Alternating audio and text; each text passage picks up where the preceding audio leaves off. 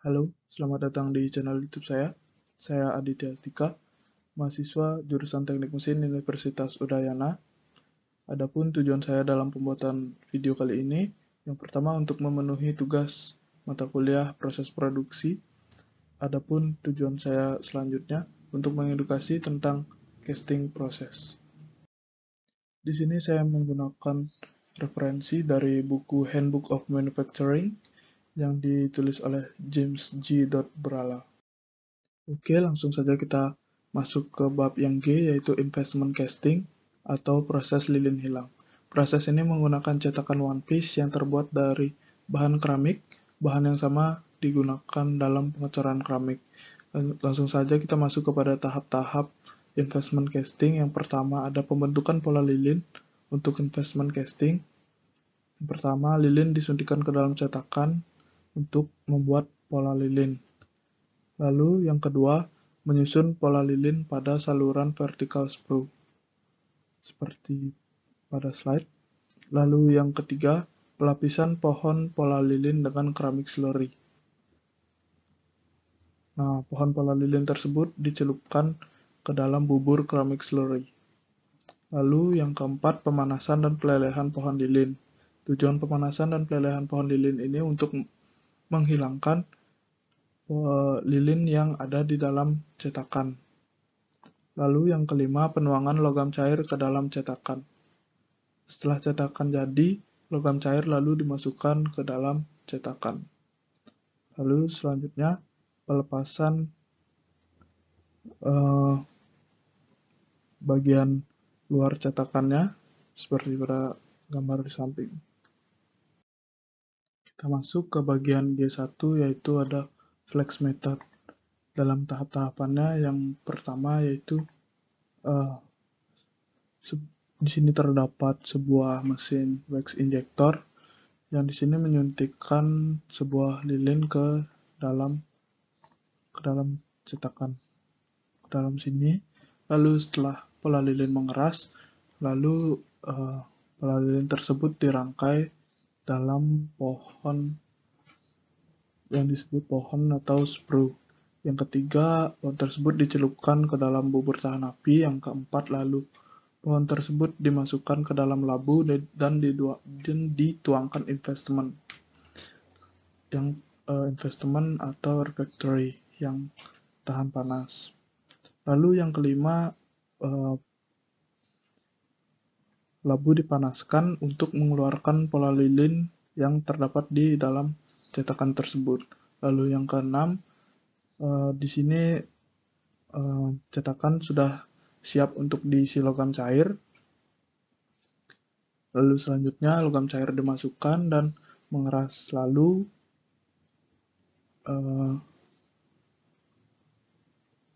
logam tersebut menjadi keras dan logam tersebut siap untuk digunakan dan tentu saja dikeluarkan dari dalam cetakan. Oke, kita lanjut ke bagian G2, yaitu method seal. Yang pertama tentu saja ada inject wax atau penyuntikan pola lilin ke dalam cetakan. Lalu yang kedua, pola lilin yang telah mengeras dikeluarkan. Lalu yang ketiga ada assemble cluster atau perangkaian pohon. Yang keempat itu pohon dicelupkan ke dalam bubur tahan api. Selanjutnya yang kelima, begitu terus diulangi. Yang keempat, yang kelima, hingga ketebalan yang diinginkan. Lalu yang keenam, sudah jadi dari tahap 4 yang 5 sudah menjadi seperti yang nomor 6. Lalu yang nomor 7, pengeluaran pola lilin yang berada di dalam cetakan. Lalu yang ke-8 ada pemanasan cetakan agar cetakan menjadi lebih kuat dan lebih keras. Lalu yang ke-9 di sini ada penuangan logam cair. Lalu yang ke-10 ada knockout and finish, yaitu pelepasan cetakan dengan cara getaran. Lalu yang ke-11 sudah jadi logamnya yang telah dipadatkan dan yang telah dipotong-potong dari pohon cetakan tersebut. Lalu kita masuk ke bab yang H, yaitu pengecoran berkelanjutan. Jadi dalam tahap ini yang pertama itu logam cair dimasukkan dari sini yang pada nomor 1. Lalu logam cair akan melewati cetakan berpendingin air pada bagian samping sini dan bagian samping sini. Lalu di sini ada yang nomor 3, itu saluran masuk dan keluar air pendingin. Jadi airnya itu masuk dan bisa keluar dari tempat yang ditunjukkan pada nomor 3. Lalu logam cair akan terus berjalan sini dan mengalami proses pendinginan. Lalu di sini yang ditunjukkan pada nomor 7 di sini dia sebagai role untuk mengatur pergerakan batang cor. Lalu yang kelima ini adalah logamnya yang telah mendingin. Lalu pada nomor 6 ini terdapat gergaji potong terbang untuk langsung memotong logam-logam yang telah padat sesuai dengan ukurannya. Lalu yang pada nomor 4 ini ada alas cetakan yang bergerak turun dengan kecepatan yang terkendali untuk memulai operasi. Jadi yang mengatur panjang dan pendeknya ini diatur oleh nomor 4, yaitu alasnya. Begitu. Lalu kita masuk ke bab yang A, yaitu metode pembentukan panas dan hangat. Pada bagian A1 ada rolling panas. Pada tahap ini struktur butir logam dideformasi dan kemudian direkristalisasi seperti pada gambar di samping. Jadi pada gambar di sini logam pertama-tama dipanaskan dan terjadinya perubahan struktur logam, yaitu dideformasi atau struktur logamnya menjadi mengembang dan membesar. Lalu logam tersebut akan dimasukkan di antara mesin rolling ini. Mesin rolling ini sudah ditentukan space-nya atau celahnya untuk logamnya. Jadi mesin rolling ini harus lebih besar daripada ukuran logamnya. Setelah logam masuk melewati rolling, akan logam menjadi lempeh atau sesuai bentuk yang diinginkan. Lalu setelah melewati mesin rolling, yaitu ada tahap di mana struktur logam itu terkristalisasi, di mana struktur logam yang mula-mulanya membesar setelah melalui tahap gini kristalisasi, struktur logam menjadi lebih kecil dan lebih padat. Pada bagian A2 ini ada hot drying or cupping. Dalam proses ini belangko logam yang dipanaskan ditempatkan pada buka andai dan punch mendorong belangko melalui buka andai untuk membuat cangkir atau cangkang. Jadi dalam tahap ini yang pertama yaitu logamnya berada di sini yang sudah dipanaskan, lalu di sini ada mesin punch-nya yang akan mendorong ke arah logam. Jadi setelah mesin punch mendorong ke arah logam dan jadilah seperti ini. Lalu di sini kita pindah ke dalam bentuk yang lain. Setelah bentuknya seperti ini, untuk mencari bentuk yang lebih panjang, kita masuknya ke tahap yang B.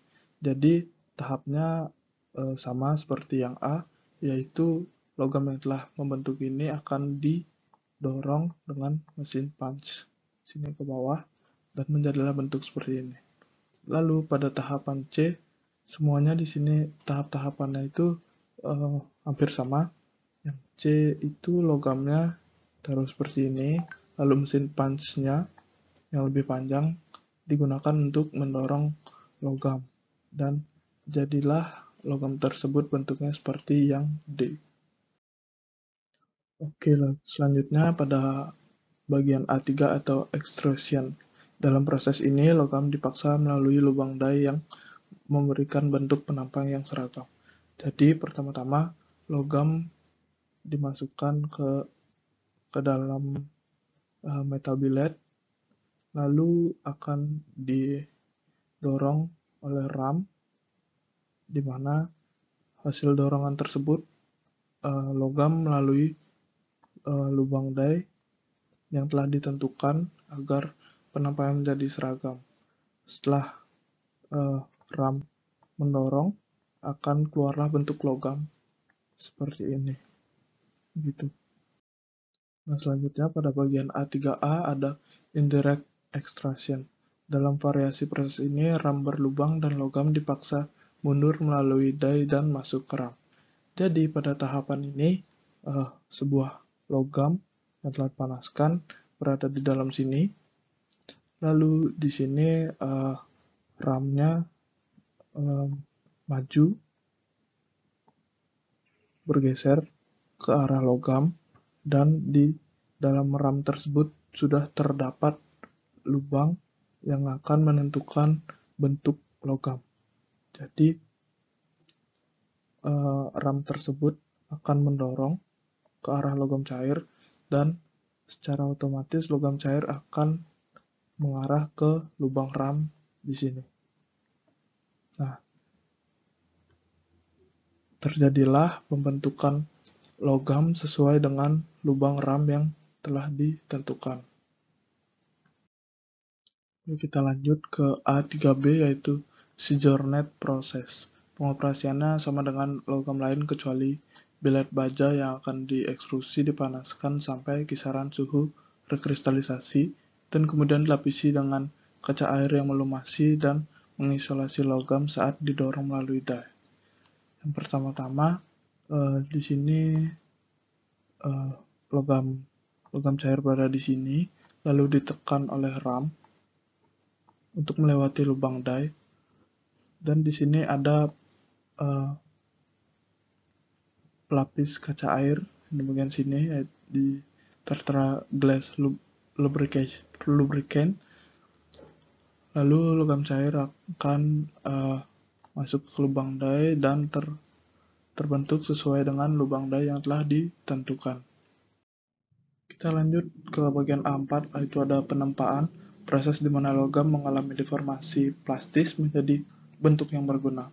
Biasanya pada suhu tinggi, struk berulang atau tekanan diperpanjang dapat digunakan.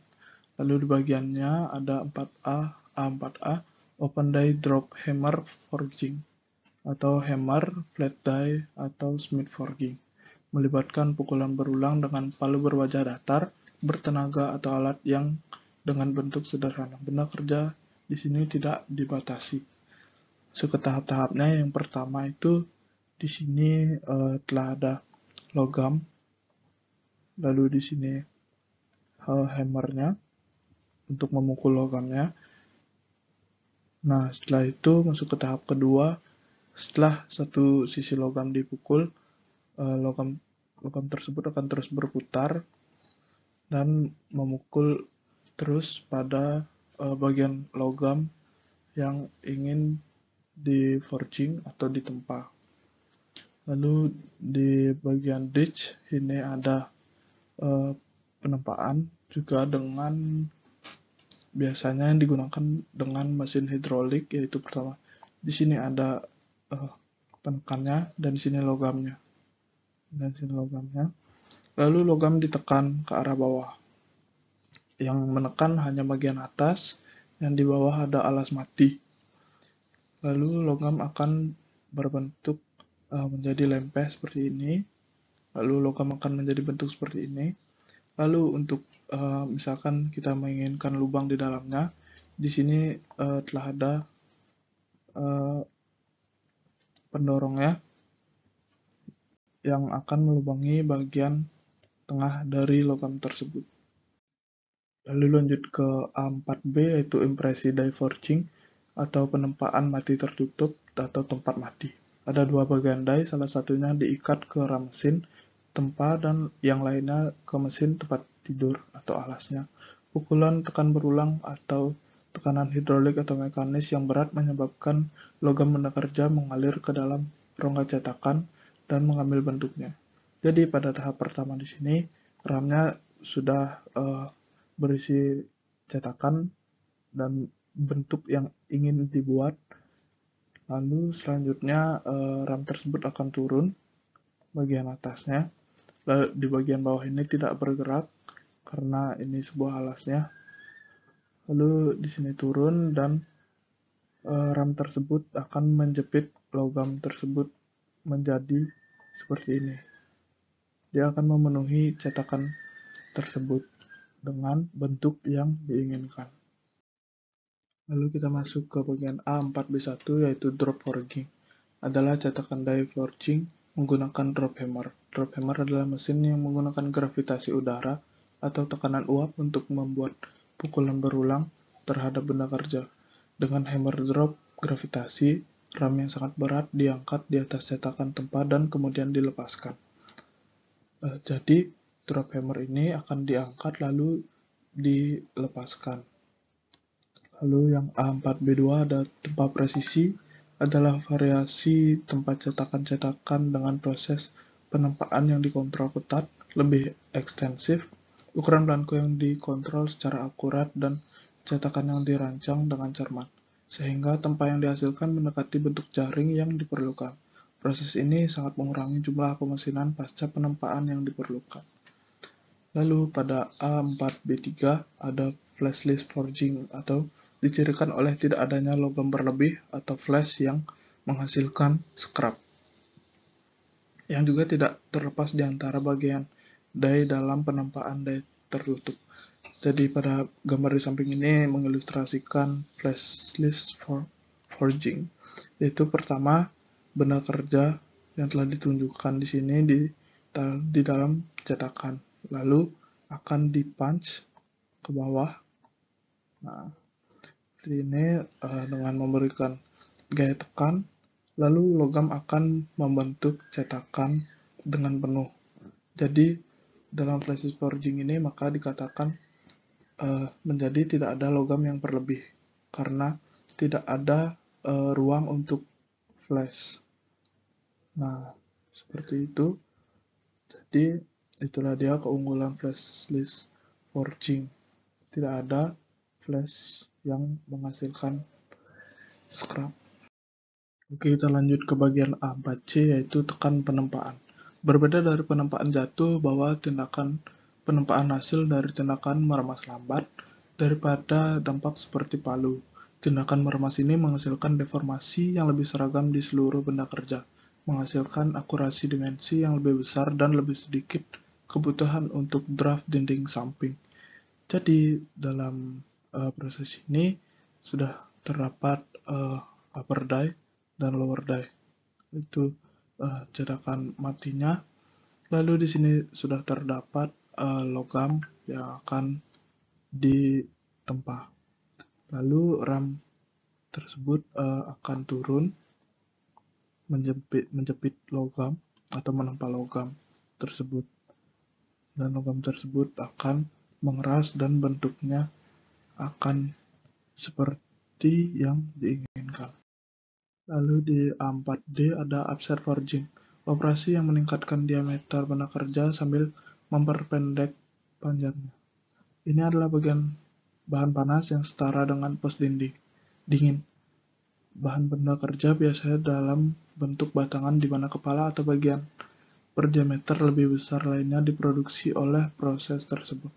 Jadi dalam proses ini biasanya dalam untuk pembuatan baut seperti pada contoh gambar di sini, yang pertama logam batangan telah ditaruh di sini di dalam cetakan, lalu bagian upper die akan turun menempa logam. Seperti bentuk di sini ada tahap-tahapannya untuk membentuk sebuah baut.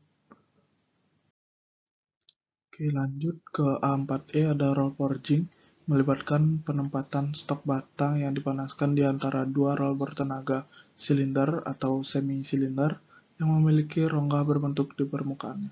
Benda kerja berkurang diameter atau ketebalannya, bertambah panjang dan sering berubah bentuk. Jadi pada tahapan di sini sebuah logam tersebut akan di-roll.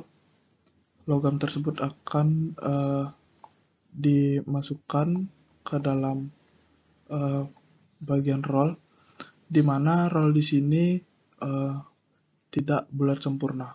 Jadi roll di sini telah memiliki bentuk-bentuk seperti ini untuk memberikan bentuk pada logam yang akan di-roll. Jadi bagian logam di sini akan memanjang setelah di-roll dan memiliki permukaan yang telah berbentuk hasil dari roll tersebut. Lalu A4F ada isothermal forging, adalah operasi penempaan di mana suhu logam benda kerja tetap seragam dan konstan. Hal ini dicapai dengan memanaskan cetakan ke suhu yang sama dengan bahan tempa. Di sini tahap ini cetakan tersebut dipanaskan dengan suhu yang sama dengan logam atau bahan yang akan ditempa. Jadi di sini terdapat RAM-nya, di sini RAM juga, di sini. Dia akan menempa atau menjepit seperti menjepit dengan bersama-sama dan akan membentuk logam sesuai dengan cetakan seperti di sini. Lalu di sini proses penempaan sudah selesai, raw kembali mundur, dan logam tersebut sudah sesuai dengan bentuk yang diinginkan. Yang A5 ada piercing. Dalam proses ini, batang yang dipanaskan dilewatkan di antara dua roll tirus yang dimiringkan pada sudut yang berlawanan sekitar 6 derajat dari sumbu batang yang dipanaskan. Bar didorong ke depan terhadap mantrel runcing. Di sini bahan yang akan di-piercing tersebut dipanaskan terlebih dahulu, lalu dimasukkan dari sini. Dia akan terdorong dengan mesin roll di sini, dan di sini sudah ada mandrel runcingnya yang akan melubangi bagian logam. Jadi logam didorong paksa ke dalam sini untuk dilubangi bagian dalamnya. Lalu di A6 ada pipe welding, melibatkan pembuatan pipa dari strip yang dipanaskan disebut scalp dalam proses ini. Dengan menggulung membentuknya menjadi bentuk silinder dan menekan tepi yang dipanaskan bersama-sama dengan kekuatan yang cukup sehingga mereka menyatu bersama untuk membentuk laspat. Yang A7 ada hot spinning, pemintalan logam dengan bahan yang dipanaskan sebagai pengganti bahan dingin. Jadi di dalam proses ini, di sini terdapat mandrel. Dia akan menjepit bersama dengan klem. Lalu pada bagian logam di sini sudah dipanaskan tentunya. Lalu di sini ada roller. Roller di sini akan berjalan dari sisi sini ke sisi sini untuk membentuk logam tersebut. Nah, pada bagian akhirnya itu logam akan berbentuk seperti dalam cetakan di sini yang didorong oleh roller tersebut. Oke, selanjutnya pada bagian A8 ada crepe forming. Bahan lembaran aluminium dijepit di fixture, kemudian perlengkapan dengan bagian yang dijepit ditempatkan dalam oven selama beberapa jam, biasanya antara 4 dan 8 jam. Alternatifnya adalah memasuk panas langsung ke perlengkapan. Lembaran logam secara bertahap mengambil bentuk perkakas tanpa tekanan internal yang signifikan dan mempertahankan bentuknya setelah siklus selesai. Yang pertama-tama di sini ada logam, lalu yang kedua di sini sudah ada mesinnya untuk menjepit, lalu pada bagian C logam tersebut akan dijepit, dan pada bagian D ada creep edging, itu di sini bagian penjepit tersebut akan ditahan dengan ini dan dipanaskan, dimasukkan ke dalam oven biasanya 4-8 jam. Lalu bagian E di sini sudah dilepaskan, lalu pada bagian F logam tersebut akan menjadi cekung seperti yang diinginkan dengan membentuk cetakan tersebut. Logam akan menjadi bentuknya seperti ini. Lalu pada bagian A9 ada warm heading, sama dengan pos dingin kecuali bahwa logam dipanaskan untuk meningkatkan keuletannya. Jumlah gangguan yang mungkin terjadi per pukulan tekan meningkat. Logam kerja dipanaskan hingga antara 300 dan 1000 derajat Fahrenheit atau 150 dan 540 derajat Celcius. Temperatur tergantung pada logam yang akan dituju. tetapi berada di bawah temperatur rekristalisasi. Proses ini digunakan terutama untuk bahan seperti baja tahan karat austenitik, baja karbon tinggi, dan logam lain yang sulit untuk didinginkan karena karakteristik pengerasan kerja yang cepat. Oke, kita masuk ke bab yang B. Di sini ada primary cold working operations. Pada bagian B1 ada rolling. Cold rolling adalah proses umum dalam produksi lembaran, strip, batang, dan bentuk batang, baja, dan bahan lainnya. Bahan dilewatkan di antara roll yang berlawanan, terkadang dengan roll cadangan atau dalam kelompok roll, yang menekan material dan mengurangi ketebalannya hingga sekitar 50%. Penyempurnaan permukaan akhir dan akurasi dimensi disediakan oleh pengoperasian. Lalu pada bagian B2 ada cold drawing, metode umum untuk mengurangi ukuran kawat, batang pipa, dan bentuk lainnya, dan merupakan operasi yang berbeda dari menggambar atau menggambar dalam lembaran logam. Ini juga dapat dilakukan bersama dengan penggulungan dingin atau ekstrusi untuk menghasilkan bentuk penampang khusus. Bahan dipaksa melalui die yang bukaannya lebih kecil dari ukuran logam yang masuk. Nah, pada tahap yang A di sini, logam akan dipaksa masuk ke dalam lubang die yang lebih kecil. Nah, pada bagian B di sini, ada tahapan yang dimana sama seperti piercing, yaitu di sini sudah terdapat mandrelnya. Nah, jadi logam tersebut akan dipaksa melalui die yang pertama, lalu akan dihadapkan dengan mandrel dan logam tersebut menjadi berlubang. Mari kita masuk ke bab yang C, ada sheet metal cutting operation. Pada bagian C1 ada shearing, sering mengacu pada pemotongan lembaran logam dalam garis lurus tanpa pembentukan keripik atau tanpa pelelehan atau oksidasi. Namun potongannya mungkin melengkung serta dalam garis lurus. Nah, pada tahapan kali ini yaitu di sini sudah ada benda yang akan dipotong. Menampang, lalu ditahan dengan hold down dan dialaskan oleh di sini ada pisau bagian bawah dan di sini pisau bagian atas. Nah, pisau bagian atas di sini akan menekan ke bagian bahan yang akan dipotong dan terjadinya patahan di bagian sini. Nah, itulah tahap shearing, yaitu dengan tekanan dan terjadinya patahan. Nah, jadi pada bagian C2 di sini ada nibbling. Nibbling adalah operasi lembaran logam di mana pemotongan panjang dibuat dengan meninju serangkaian lubang atau celah di atas benda kerja.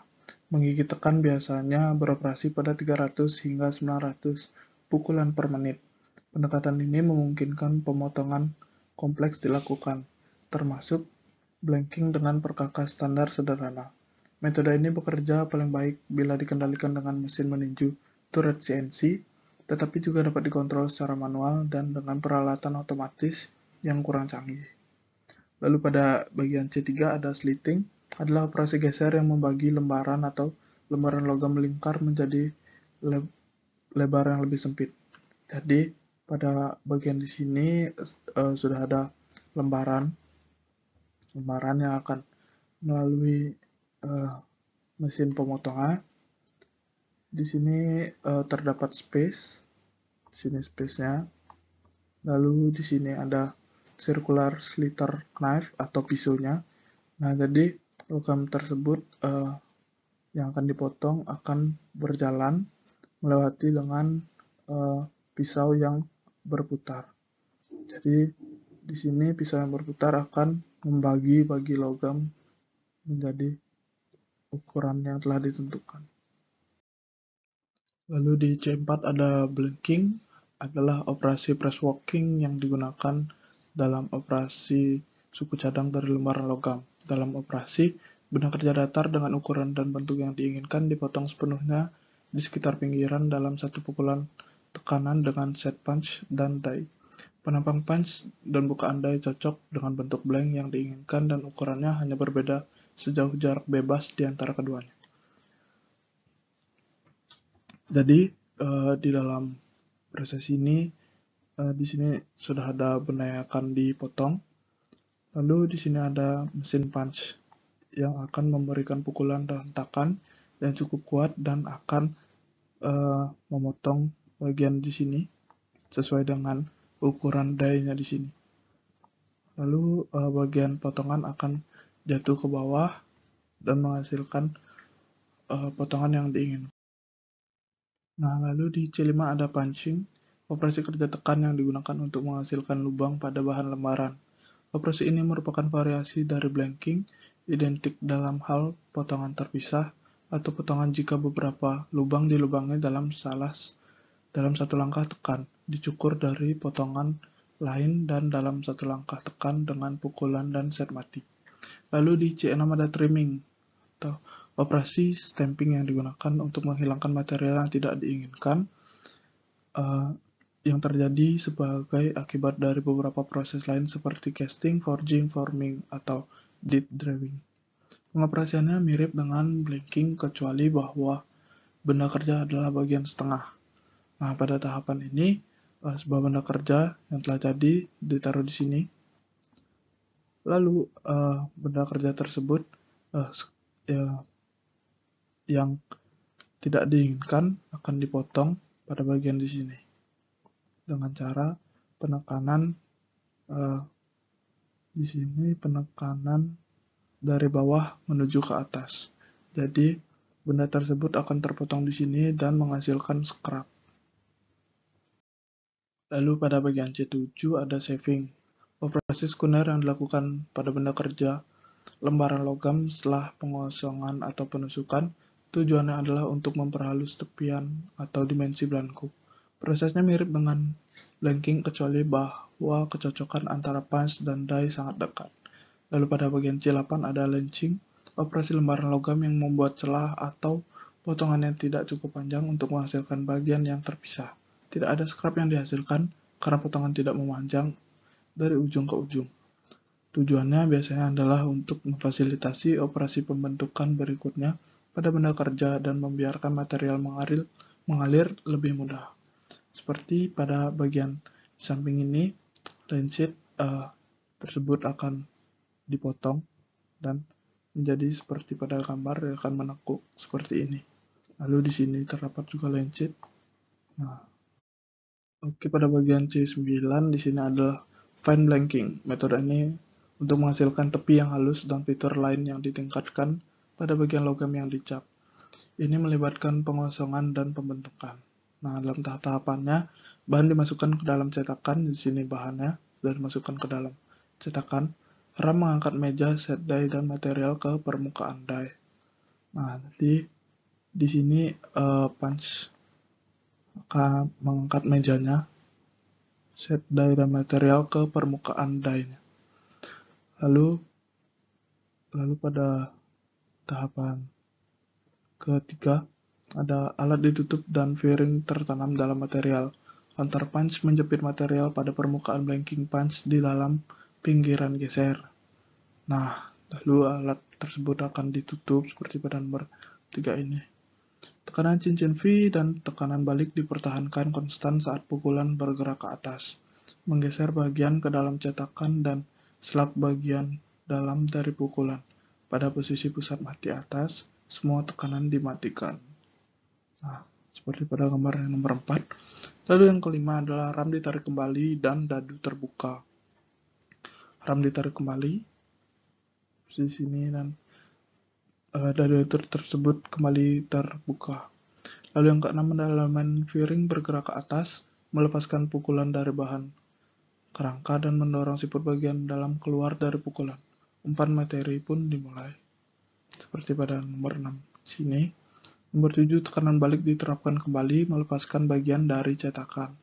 Setelah semuanya selesai, bagian tersebut di sini akan dikeluarkan. Bagian dan slap dikeluarkan dari die dengan jet udara atau dengan lengan pelepas. Bisa saja dengan jet udara yang akan menghembuskan udara ke arah sini. Nah, lalu yang ke-9 ada siklusnya selesai dan siap untuk diulangi dan terus diulangi. Oke, sekian video dari saya. Apabila ada salah ucap, salah kata, atau salah ketik, Mohon maaf dan terima kasih.